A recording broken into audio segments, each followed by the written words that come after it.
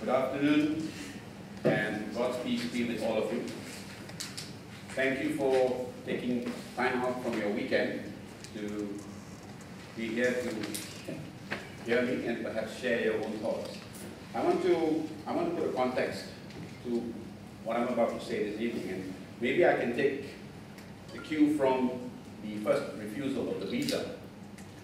I sought an appointment to meet the High Commission officers to address the concerns that appeared in the record of decision, which basically said this, that because of the pending charge, the fact that I was on bail, and that I was not in gainful employment, the concern was that I did not have sufficient incentive to return or to leave Australia after I concluded my business. Now, two things. First, I explained to them that the reason I was not in gainful employment was that I had ceased legal practice, in 2010 of my own choice. And it was with a view to giving all of my time to the efforts of the last 2 years to remove UMNO Barisan Nasional. So I was not in gainful employment by choice. Now, as to whether I might not return, I asked them to understand this, that I ceased a lucrative practice because 40% of the Malaysians live in abject poverty, and that efforts had to be made in order to begin to alleviate their lives. He said there was no way I would not be going home because I would not abandon my people. And that was my explanation, simpliciter, to the High Commission. And I am here today to reiterate that I will not abandon my people. Now, they say UMNO BN won the 13th general election. Canberra Times, I think on the 26th of last month, in castigating Prime Minister Abbott for his apology to the Malaysian government for his previous criticisms while in opposition, hit the nail on the head. They said the Najib administration won the election on a gerrymander. Now, you only understand this if you analyze the results. Sure, they took 48% of the popular vote, as opposed to Pakistan's 51. That's bad enough. But the story gets worse, my friends. We have 222 parliamentary seats. In order to obtain a simple majority government, you need 112 seats. If you analyze the seats that they took, BN won 112 seats by merely garnering 20% of the votes cast. That is the extent of the gerrymander that the Canberra Times alluded to.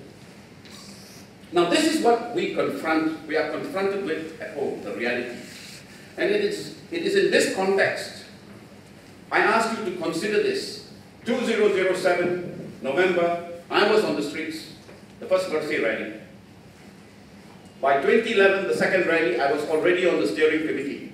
150,000 on the streets, demanding for electoral reforms.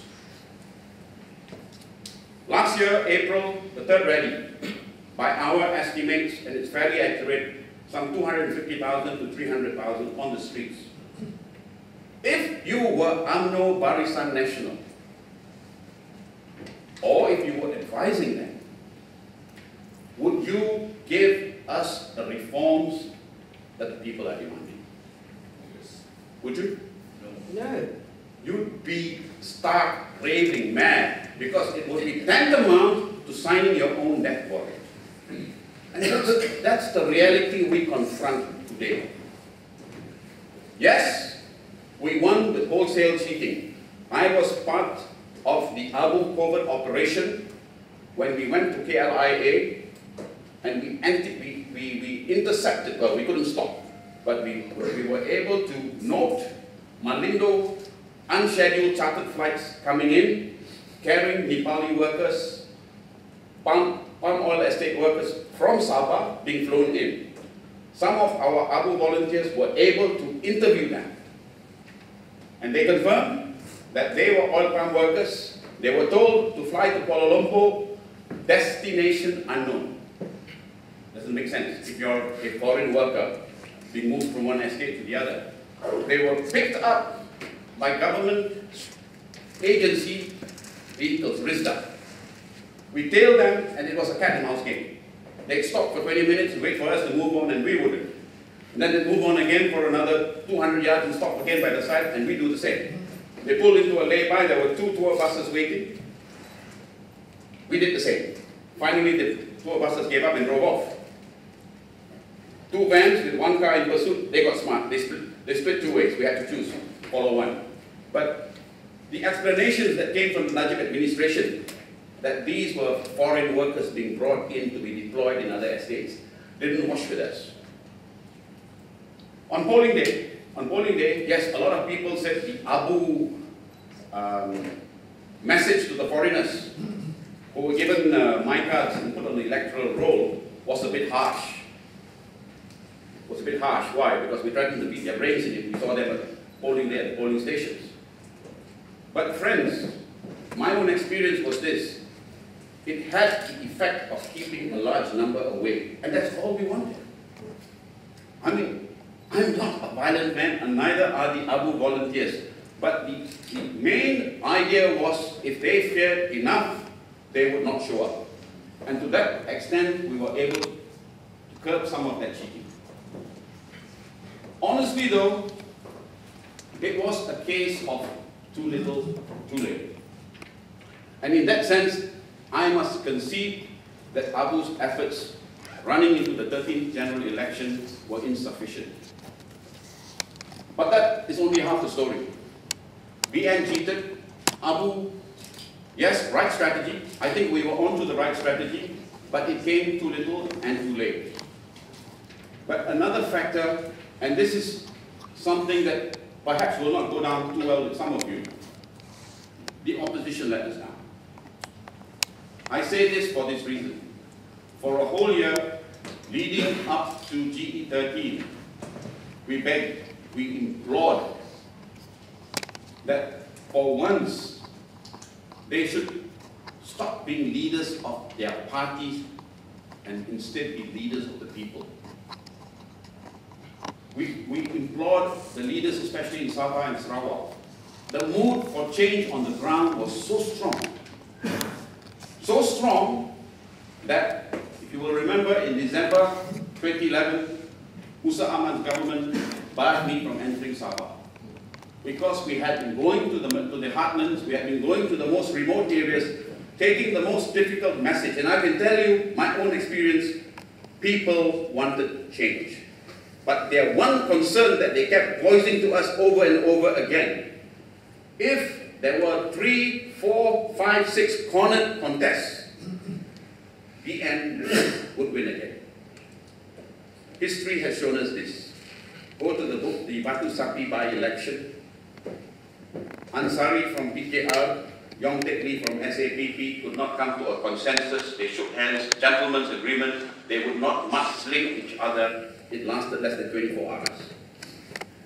The mudslinging started the day after. Linda sent wrong home. Now, this replicated in the 13th general election. On nomination day, we saw so many 3, 4, 5, 6 cornered contests in Sabah. We knew Sabah was a lost cause. Our intelligence reports, if we got it right, we would be able to take 8 of the 31 seats from Sarawak. And if you know the logistical nightmare in Sarawak, taking 8 is a damn good job. We managed 6. And I'll tell you, that 6 was won on a hard-fought wicket. Sabah, 25 seats. Our intelligence reports get it right, and we take 14. We only managed 3. Sabah let us down. But it's not just the Sabah leaders. The opposition in total failed to get their acts together, failed to unite all opposing forces to take on Barisan Nasional. Now, what have we seen post 13 GE? I call this an increasing, and it's increasing at a dangerous level, state-sponsored polarization. Look at the Ombak issue. Now, the Ombak issue is one thing, but the fact that the decision, the delivery of the decision by the court was set for the eve of the Hari Raya Haji holidays. That was mischievous. That was mischievous. The continuous rhetoric we hear about how the Chinese are forever challenging the special rights of the Malays. Now, I pause here to touch on two things. Special rights. Friends, the Constitution does not provide for special rights. Article 153 talks about special position. And what does it say? It says, the Agong, His Majesty, shall safeguard the special position of the Malays, the indigenous of Sabah and Sarawak, and the legitimate interests of the other communities. It does not confer rights on anyone. It places a duty on the king to strike this fine balancing act in the measuring out of an affirmative program. Go to the Reid Commission report. The commission that actually drafted and finally gave this document. And they recommended that Article 153 be reviewed within 15 years. It was never intended to be forever. Now, I've again and again gone to the opposition party leaders and said, we need to take this message to the Malays. They need to be told that in the founding document, there was never an intention to create a super race called the Melayu. And my response again and again is, Khamis, you are right. But this is not the right time. My friends, there will never be a right time. Because being the politicians that they are, it is always about first getting into power and then consolidating themselves there. And it can never be in their interest to share a difficult message to the Malay populace. But this is a message that needs to be taken to ground. If we are ever to take this country back on track in the direction that our forefathers intended, one nation, one people, all equal. Nothing else was intended but that. You need to look at the statements of the sultans in those early days, that these early exceptional provisions they hoped would one day be displaced with a nation of equal people. That was the aspiration of the forefathers. We keep seeing an escalation of the race-religion rhetoric. It's more religion today than race, because increasingly UMNO finds it is losing its vice grip on the Malays in the urban areas. Why? The Malays in the urban areas have access to the alternative news. The uncles and aunties in the heartlands, on the other hand, are on a daily basis given a small dose of arsenic poisoning with the Utusan Malaysia in the morning after his morning prayers, and primetime news at 8, TV3 and RTM. They know they've lost their grip on the Malay minds in the urban areas. Their hold is still with the Malays in the rural. But they also are aware that even with the urban Malay, Islam still cuts your head. And if you can forge a viable issue suggesting Islam is under siege, that the God of the Muslims is being hijacked by the Catholics, you can't win them over again. So this is what we are witnessing today. If you ask me, these are the desperate acts of a dying tiger. My job, and the job of many at home, is to strike a fatal blow, to put this dying wounded tiger out of its misery. And also they are in the misery of 40% of Malaysians who continue to languish in poverty. How do we do this? As I said, I believe the ABU strategy running into GE13 was spot on. We have a media battle on our hands. Now, 1.5 years running into GE13, our ABU efforts, at best, we would be able to get videos, print material into the Malay heartlands. And I underscore this, that has to be the target audience today. We have to be more specific. The 20% who delivered the 112 seats, we need to identify them right down to their postal address. And we need to work on them over the next few years.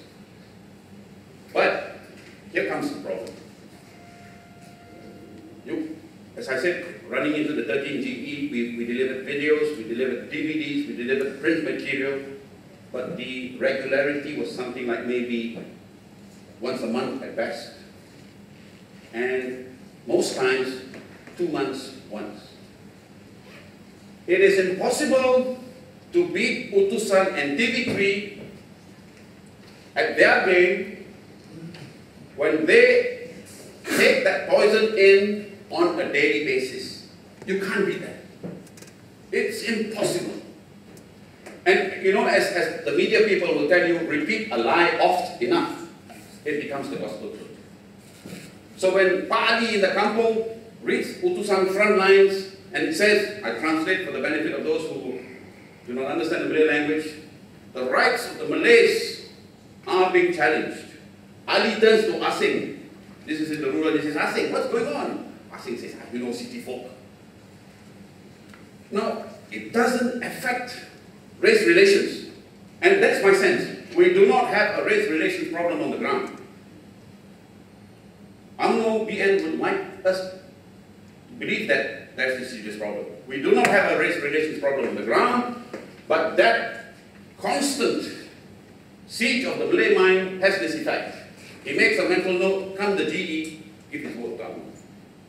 And that's all they want. Understand that, that is all they want. They do not want to see a nation in flames. By golly, no, they want to raid the bloody economy. And that's not going to happen if you have the nation in siege. So that's not the end game. The end game is to do enough to have the Alis, the Abus, and the Ahmads giving UMNO the vote. Now that's the first task that ABU has.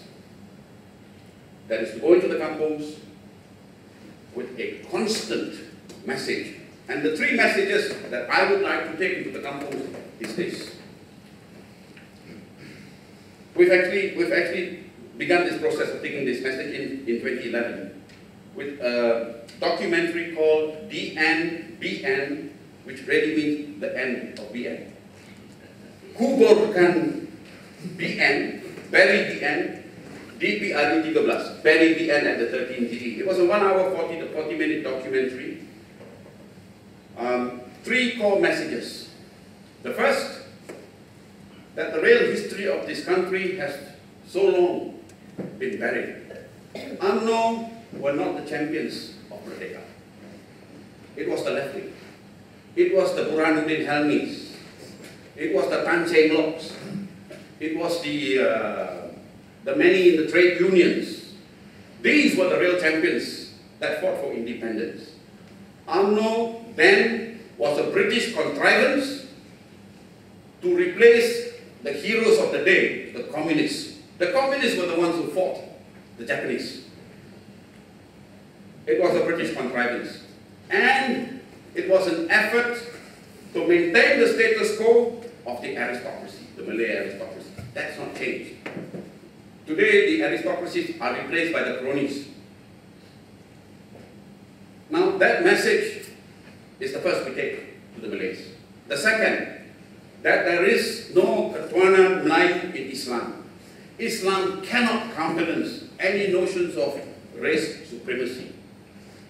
And we want to confront the Malays with this issue. Are you Muslim or are you a bigoted Malaysian? Choose. Finally, and this is the key,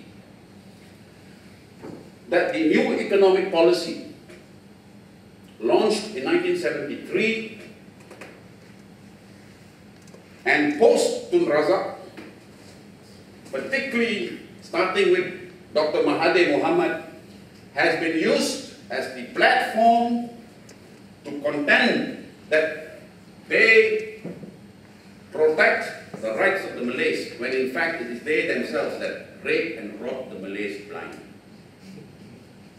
Now, these key messages, as I said in 2011, we launched it with some 200,000 copies of DVDs taken into the heartland. And my experience was, it resonated. But you send those messages in and for 2 months, they hear nothing of you. Meanwhile, every day it's Utusan TV3, Utusan TV3, and we lose the battle. If we are to make any sense and to have a better chance of leveling the playing field or the electoral field for the 14GE, we need to take a sustained media war. Once in 2 months won't do. I am looking to see if we cannot set up an internet TV station. Your question, of course, is going to be, Haris, there's no internet in the villages. Yes. The penetration, there is penetration, but it is not anything close to what we have in the urban areas. What about radio banks?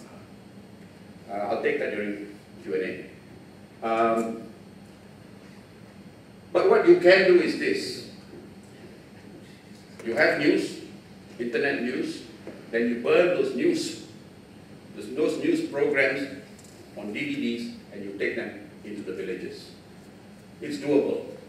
Radio Free Sarawak, to my mind, Claire Rucastle's initiative and effort was formidable, but it had an impact. We must understand, though, that in the longhouses, for many of them, radio is a primary mode of communication and for news receiving. For the rest of us, myself included, the only time I listen to the radio is when I'm stuck in a traffic jam. So it's not going to work. It's not going to work.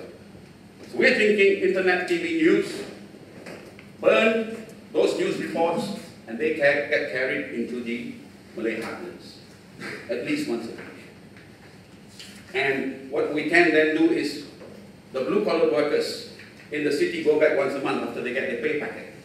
Encourage them, burn, take home. People go back for the festival holidays, the Hari Raya, the Chinese New Year, the Deepavali. Encourage them to burn and take it home.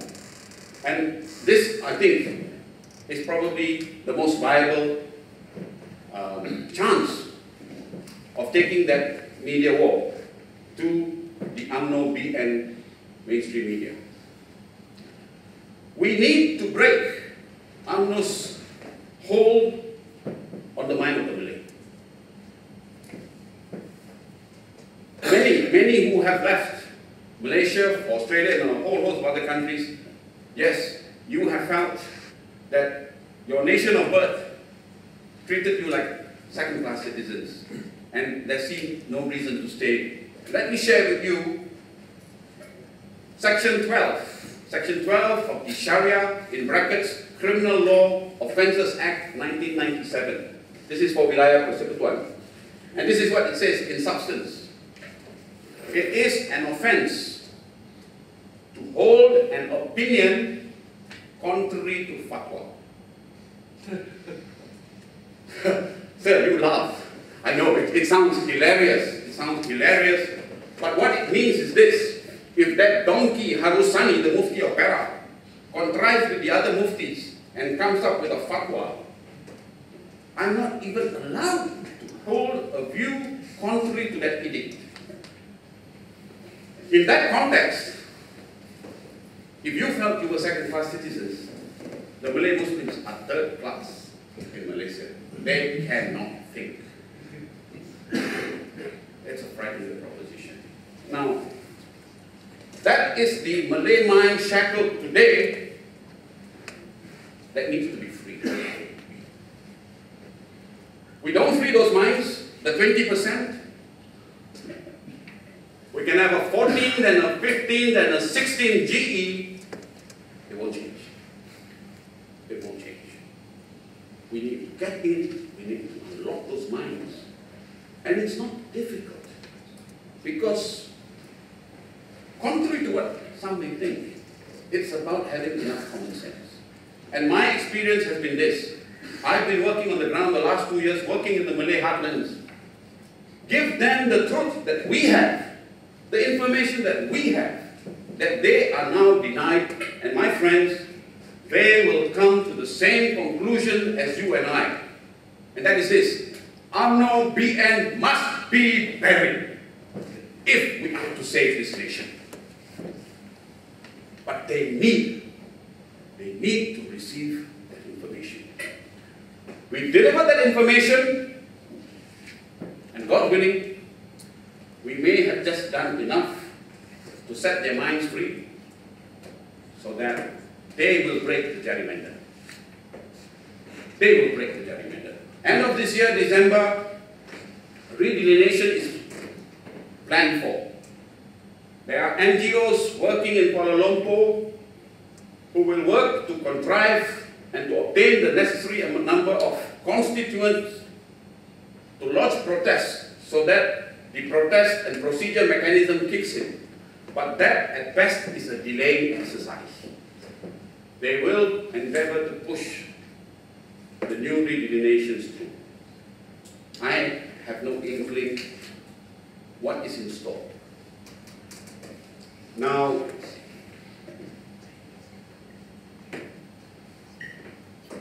that's if we go to a GT14. There are concerns that the state of the economy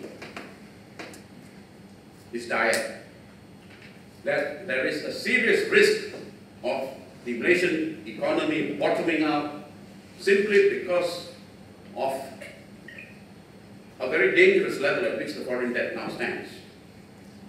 If a baby is born tomorrow, even before the Muslim father can recite the azan in the year, the baby is indebted in the sum of 17,000 ringgit. That's his or her share of the foreign debt.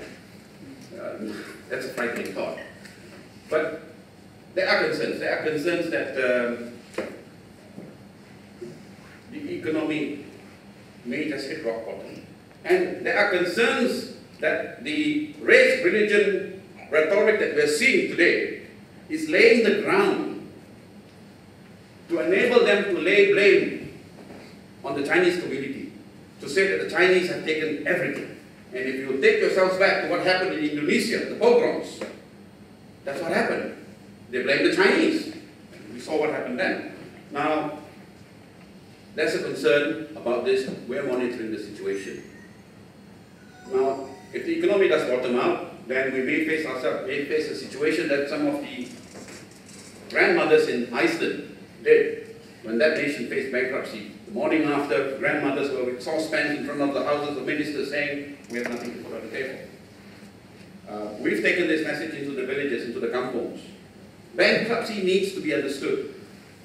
And we've explained to the uncles and aunties who've been saving their money in Tabung Haji to go off to Mecca, that if bankruptcy hits, that's it, that's wiped out. You know, we have a real situation in Malaysia. Young Malay girls come from the villages to the city to study nursing. But guess what? They're not very proficient in the English language. And hospitals therefore prefer nurses from the Philippines. So you've got these young girls who've been trained.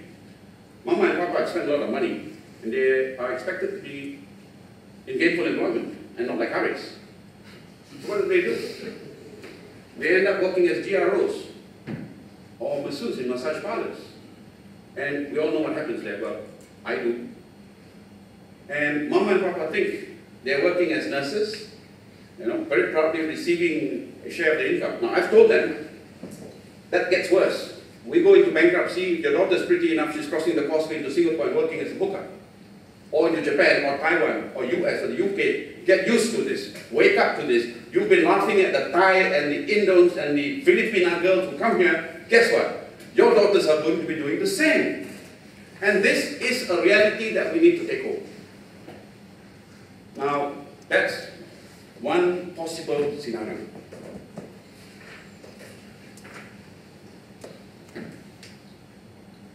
People say, Haris, you are too much of a pessimist.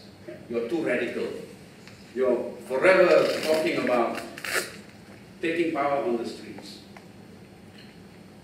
I want nothing better, my friends, like the rest of you, than to just stay at home with my family and get on with my family life. But we need to look at the stark reality. And the stark reality is this.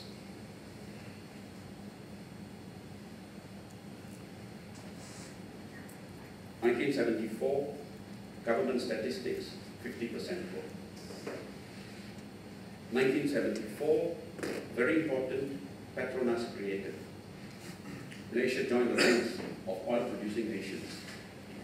Fast forward to 2009, 35 years. We do not have exact figures because Tengku Razali saw fit in creating Petronas to provide that accounts would only be tabled because of the Prime Minister. So to this day, we do not know how much has been taken. But Barry Wayne in his book, what's the title of the book? Nation Memory. From the figures that we've been able to cull from that book, in that 35 years, some 2 to 3 trillion from the oil and gas industry entered federal coffers. Now, they would have us believe that 1974, 50% poor, in 2010, they have done a successful job and the poverty level is down to 6%. My friends, they tweak and they play with the poverty line indicator.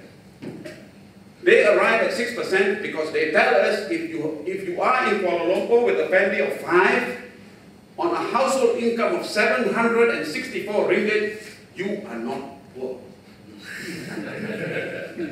That's insane. A family of 5 in Kuala Lumpur with 764 ringgit is destitute. Now take it up to a more realistic figure of 1,005 and we are back to 40% impoverished. And I ask you, where is the money that they took that ought to have been applied to the poor and the impoverished? We do not have hospitals, we do not have class universities, we do not have class teachers, we do not have good teachers. Why? Because we have been brought behind. And this must stop. They will never give up power because there is still so much to take. Now, me and my friends, and many of us could pack our bags, get on a plane, and join you good folk here in Australia, and say, well, bugger them and go. Take a visa first. But I've got now for 1 year. So I can be back again next week. And that's what we could do. But we're not going to. We're not going to. And if we cannot level the electoral playing field, then by golly, and by God's will, we will endeavor to take it on the streets. Because there may be no other way. That's the truth that's slowly coming home to us. We are peace-loving, but the most peace-loving people have a breaking point. Push us too far. People said, Haris, your message to Najib went a bit too far. What did I say? I just asked him whether he was ready to die. Was he ready to die? Because many of us are ready to die to defend motherland. Now, maybe I want to end on this note. How far have I gone? Just about right. Just about right. I finished my talk in Canberra on the 28th, and I had a lovely brainstorm with 4 or 5 young Malaysians. And one of them then asked me this. He said, Haris, how do we begin to forge racial unity? And I said, I think the problem lies in your question. Because you're still focused on race. When you talk about racial unity, you're still focused on race. I shared with him this, and you'll forgive me if I break down, because it's painful. In 2007, we had a spate of Hindu temple demolishments in Kuala Lumpur. And I saw this footage of a young boy, 7, 8, 9, walking through the rubble of what once was his temple. He walked through the rubble. Then he picked up what remained of Ganesha. And I continue to remember this because I asked, how do we expect him to grow up and love this country? It is not about racial unity. It is about inculcating a sense of patriotism. It is about inculcating a sense of I belong. That this country embraces me. Now, this is what we need to go back to. And this is what Saya Anak Bangsa Malaysia was set up for, in order to take us back on that hard journey. We've been set back, but it's never too late. Now, Abu, for me, is that short spurt of energy that we need in order to enable Saya Anak Bangsa Malaysia to plod and on that long journey to achieving one nation, one people, we are all equal. And that remains the aspirations of my friends and I back home. That is the message I bring here to you. And I honestly hope that many of you out here may still feel that there might still be something good in Malaysia to try to rescue. Now, on that note, I will stop here. Thank you for listening. I hope to hear from you now.